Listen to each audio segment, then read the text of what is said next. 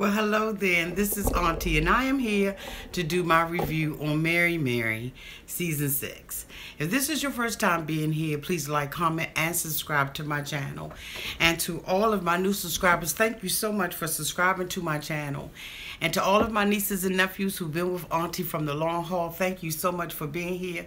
I so appreciate you all. You have turned this channel into a channel of my dreams, and I so appreciate you. We're going to go ahead on and get into this review of Mary Mary. I'm not going to be before you long. Trust and believe me, I'm not. Because it ain't a whole lot of things that I have to say that's positive about them. And so instead of me sitting out here bashing them all day and all night and you know, the rest of the weekend, I'm going to go ahead on and make this review as short as possible. Trust and believe me. Let's go ahead and get into this review. We see Tina and Erica, you know, basically, you know, wrapping up what happened last week with them basically, you know, trying to make their flight. Erica hears her song, "You don't love God? What's wrong with you?" So, you know, she decides that she's going to go out there, you know, for an encore performance because she heard the song. And so, you know, that made them run a little late. Okay, you know, whatever. Tina wants to make an issue out of it. It's not a big issue. So, you know, they make their flight. They get to the airport and they make their flight and they're on their way to Manchester.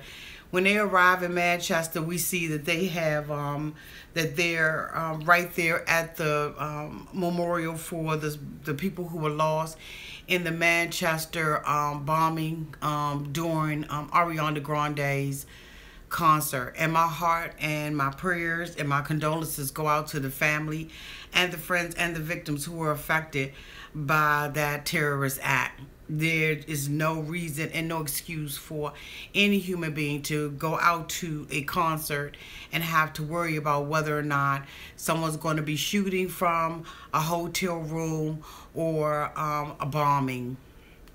It's just absolutely ridiculous. You know, this terrorism, this stuff has got to stop. But anyway, I digress so that I can move on with the review. But again, my heart and my prayers go out to everyone who was affected.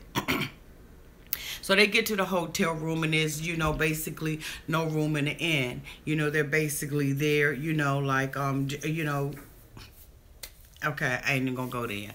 And so, you know, they find out, you know, that they can't get a room. Somehow they got one. And Erica has blown her throat out from her encore performance. Okay, now I don't understand, because if you're using and singing out of your diaphragm and your air is coming up correctly, I don't understand why you got all kinds of sores and everything and blowing your throat out all the time. It just means that you're probably bringing your air up from the wrong area. But you know what? Hey, who am I? Okay, who am I? I only been singing for 50 plus years and I ain't never blown mine out. But I mean, you know, it is what it is. I guess everybody's body is made up a little different. So she decides that she's going to, you know, rest and everything, because basically they only have a couple of more hours before the concert. So I do understand what vocal rest is. I do understand that there are times where you do have to do vocal rest. But, you know, when you blowing your throat out like that, you know, you have to use wisdom. And one of the things that a lot of singers have to do, you have to stay hydrated and you have to make sure you rest. And I think that both of those things was lacking for her. So I'm going to give her a little grace on this one. And so, you know, as a result of that, Tina goes to the sound check by herself. They decide to use these musicians who were local, and they had one of their musicians who had been with them for a while. I guess he was basically managing this group. He said that he had been working with them for the last 9 hours.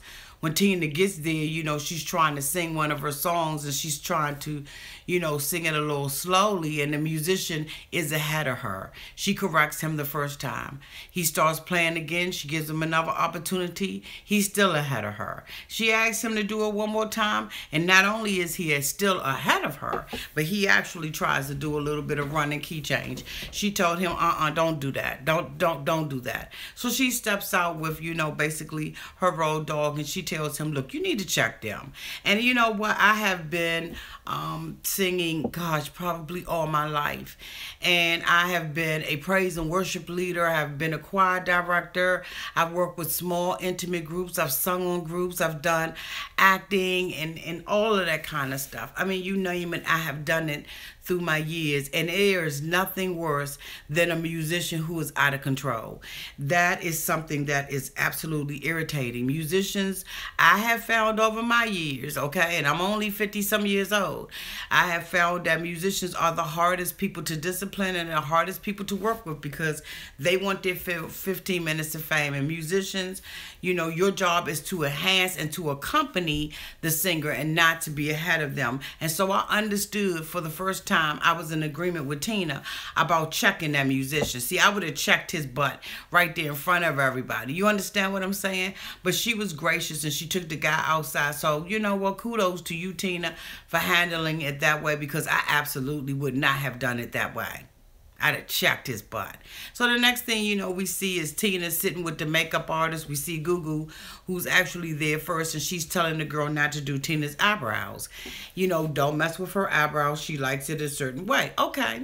And so then when she gets there, you know, she sits in the chair and she begins to tell the, you know, the makeup artist how she likes her makeup. Some people want to make a big deal out of that, and I don't see that as being a big deal. I think that she knows how she wants her face to look, and that's okay.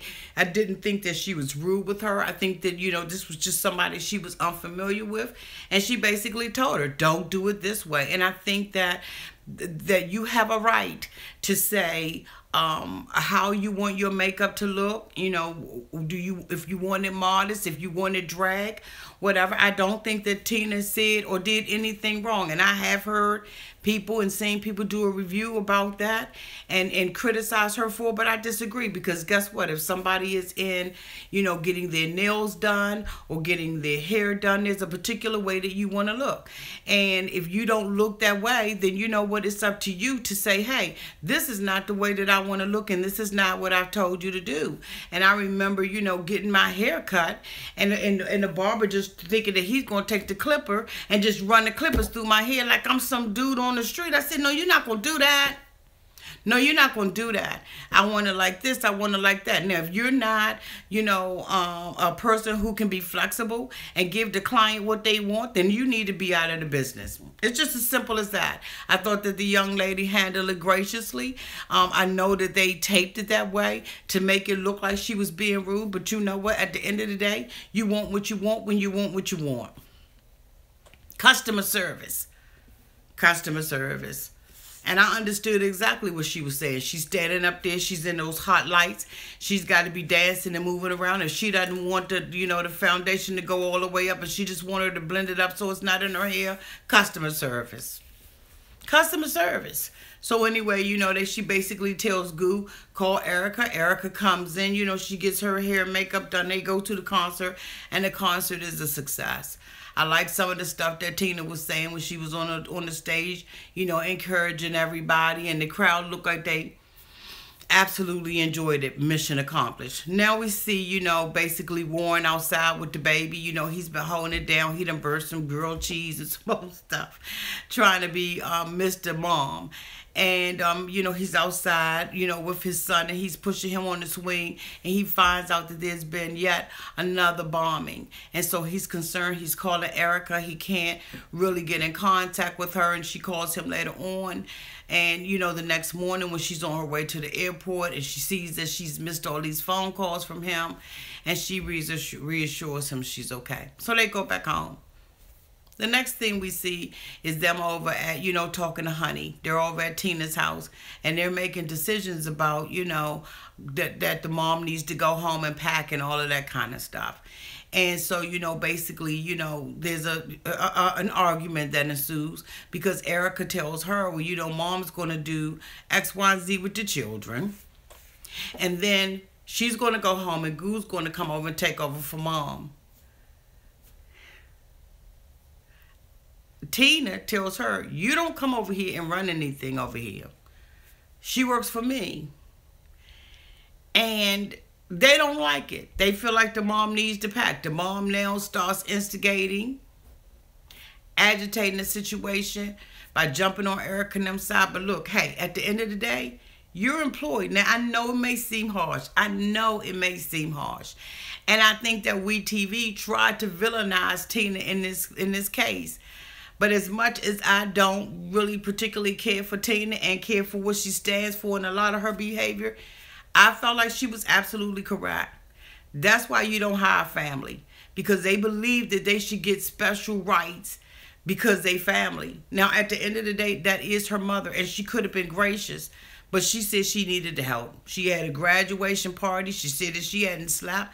And she needs her mother to stay there and be on duty. Okay. Erica now would not have done that with another employee. And so for her to do that with the mom, I thought that they were all out of line. And I think that, you know, Tina may have came off a little bit brash. But at the very core and the principle of the thing, she was absolutely right. Nobody's going to let somebody come in and talk to their hired staff. Even though she's the mother, she is still hired and gainfully employed by Tina. And so she has to respect the wishes of Tina. And for the sisters to come in and try to run Tina's house was out of line and out of place. Tina's not over there running Erica's sister. So Erica, you know, we see her with her sister, who's her nanny as well, helping her fold clothes. She mentioned to her about, you know, the tree that's being planted, that was planted over there by a friend, you know, in memory of their father. And the sister breaks down and she cries about the situation. Seems like they got a lot of daddy issues over at the, you know, the Atkins sisters, that, you know, Atkins, whatever the hell. Seems like they got a lot of daddy problems. But okay, I digress off of that. And so, you know, basically we see the family, they all flying out to Israel. They're happy. They find out when they get there, there's 25 members that actually went with them. And I thought that that was beautiful. I would love to take a trip like that with me and my brothers and sisters, but we'd probably be cutting each other's throats. But anyway, they get over there and everything, and they find out while they're on the bus that they will not be singing at the wall. I don't know why they thought they would be singing at the wall. I don't know who told them. I don't know if Warren told them that or who told them or who set it up. But why would you do that? That's a sacred place where people come to pray. And they come to lay their burdens down, and they expect to receive something from the Lord. And everybody, you know, receives something from the Lord in different ways. And some people want peace, and some people want, you know, I just think that it just would have been absolutely disrespectful to that sacred place to be having a concert that, I mean, you know, come on, you ain't that grand and wonderful. But, you know, Tina's into her feelings about the situation. And Erica is too. She just handles it differently. She lets Tina be the bad guy. She's the type of person that throw a rock and hide her hand behind Tina. You know what, Erica, I see you. Seriously, for real, I see you.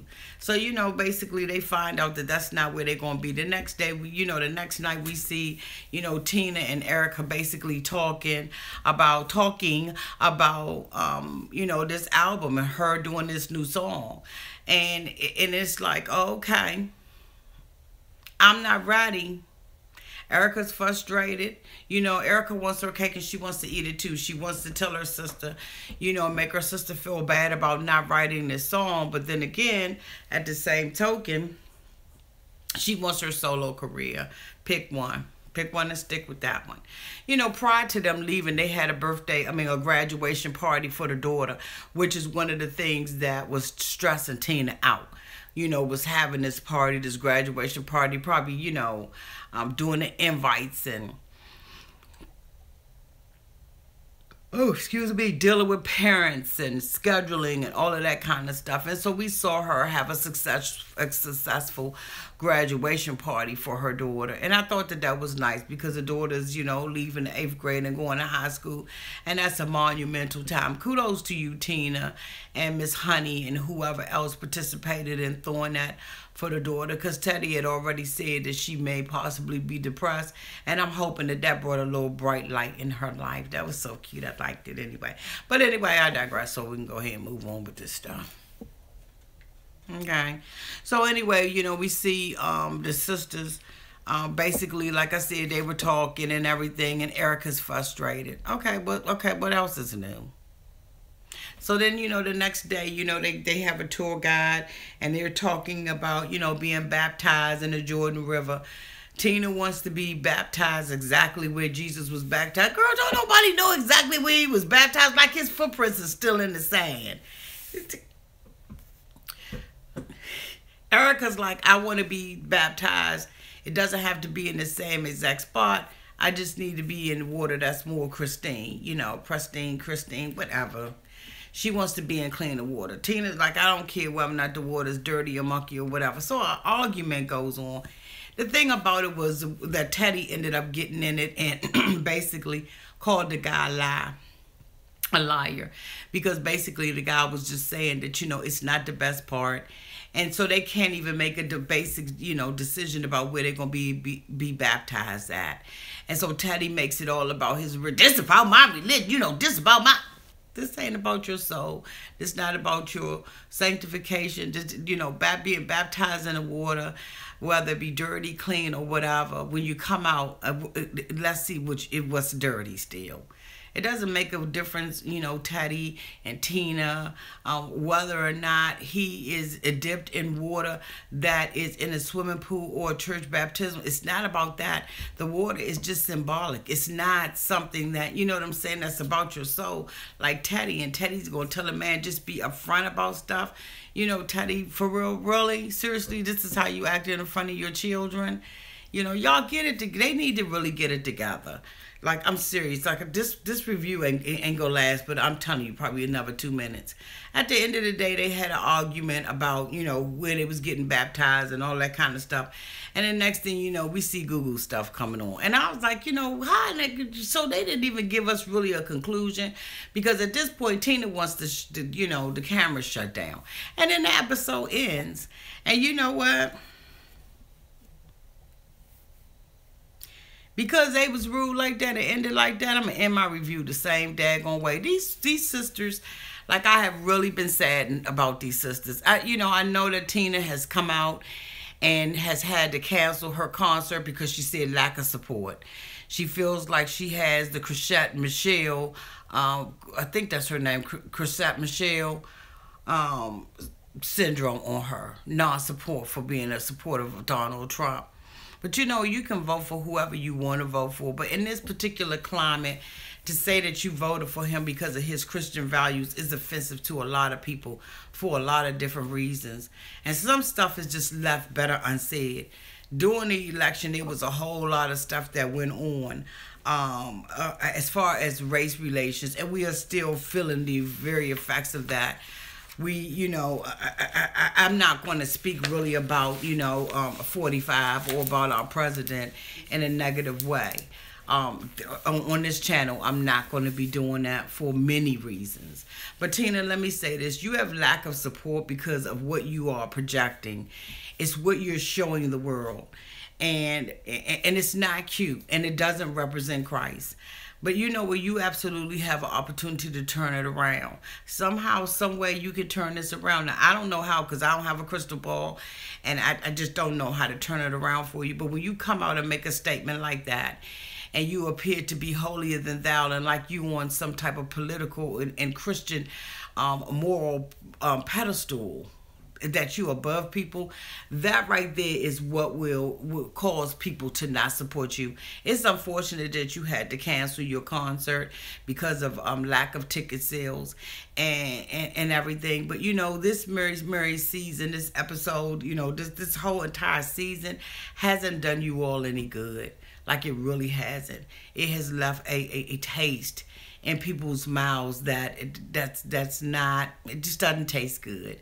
And I know at least for me it hasn't. I have been, in the church for many years, and I really, have been affected by some of the things that I have seen both you and Erica do.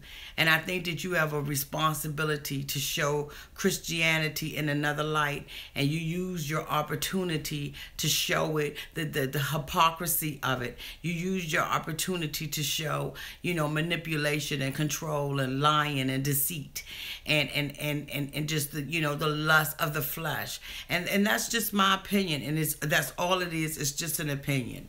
Because when you see see, you know, Warren telling lies. And, you know, and I'm saying that Warren told lies. He told a lie by omission. He omitted the truth. He didn't even, he tried to act like he didn't know about, you know, the concert. He tried to act like he wasn't behind it. And that's omitting the truth. No, you didn't say anything, but you omitted knowing. And so it's just a whole lot of stuff that the Marys have done this year. Well, Erica and Tina, that had just been utterly disgusting and left a very bad taste in a whole lot of people's mouths. But I believe that everything and everyone is redeemable. And I believe that God can also redeem the time. And I'm hoping that you all take an opportunity to look inside and really, really, really, really, really, really take into account for the things that you have done and just clean up your act. Anyway, that's the end of this review. I'll talk to you all later. Love you to death. Bye.